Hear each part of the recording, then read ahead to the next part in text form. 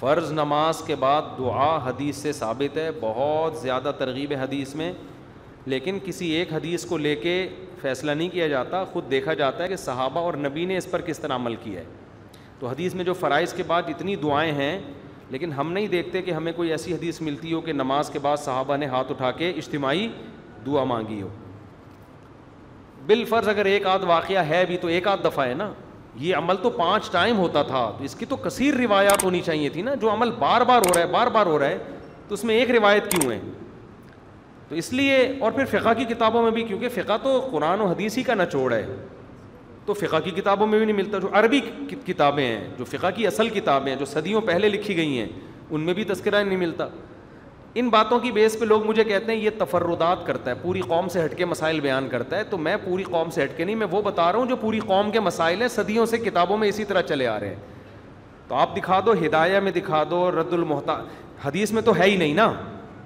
تو آپ فقہ کی طرف اگر آتے ہو تو فقہ شافعی میں دکھا دو، فقہ مالکی میں دکھا دو، فقہ حنبلی میں دکھا دو، فقہ حنفی میں دکھا دو، لیکن فقہ حنفی کی عربی کتابوں میں، اردو میں نہیں، جو عربی جو فقہاء نے لکھی ہیں کتابیں۔ نہ فقہ شافعی کی کسی کتاب میں ملے گی اس دعا کا تذکرہ، نہ امام شافعی نے لکھا، نہ امام، کیونکہ ہے ملتا ہی نہیں ہے ہمیں کوئی اس کا تذکرہ۔ تو اس لیے یہ بر صغیر کی ایک رسم ہے جو نمازوں کے بعد ہمارے یہاں ہاتھ اٹھا کے دعائیں مانگی جاتی ہیں۔ پھر اس کا خامخواہ میں دفاع بھی لوگ شروع کر دیتے ہیں، اس کو دیوبندیت کا مسئلہ بنا لیتے ہیں۔ تو ایسا کرو گے تو کوئی بھی نہیں آئے گا میرے بھائی، ٹھیک ہے نا، ایسا کرو گے تو کوئی بھی نہیں آئے گا۔ تو حضرت مفتی محمد شفیع صاحب رحمۃ اللہ علیہ، جو حضرت مفتی تقی عثمانی صاحب کے والد تھے، ان کا پورا رسالہ اجتماعی دعا کے بارے میں، وہ پڑھ لیا کریں۔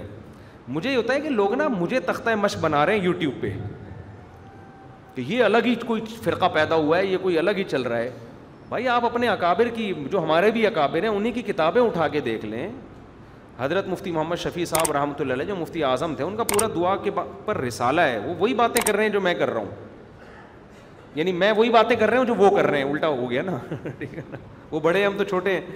تو پھر بھی ہم یہ اس میں اعتدال کے وہ ہے کہ آپ اماموں پہ فتوے نہ لگائیں، جا کے مسجدوں میں فساد پیدا نہ کریں۔ کوئی کر رہا ہے تو کرنے دیں اس کو، بدعتی نہ کہیں اس کو، ٹھیک ہے، ان کی اپنی کوئی دلیل ہوگی۔ ہم تو صرف یہ کہہ رہے ہیں ہمیں برا بلا نہ کہیں اس مسئلے کی وجہ سے۔ تو اگر کوئی کر رہا ہے تو فساد نہ کریں، اور بہت سارے بڑے بڑے مسائل ہیں، کسی اکابر میں سے کسی عالم کی گستاخی نہ کریں، آپ کسی کو بدعتی قرار نہ دیں، اپنی رائے پیش کر دیں، مان لیں ٹھیک ہے، نہیں مانیں کوئی بات نہیں، علماء میں اختلاف ہوتے ہیں، جہاں درجنوں اختلاف وہاں ایک اور صحیح، ایسا کون سا گھبرانے والی بات ہے بھائی؟ اور بہت سارے مسائل میں اختلاف ہے یا نہیں ہے تو ایک اور صحیح، اس میں کیا ہو گیا؟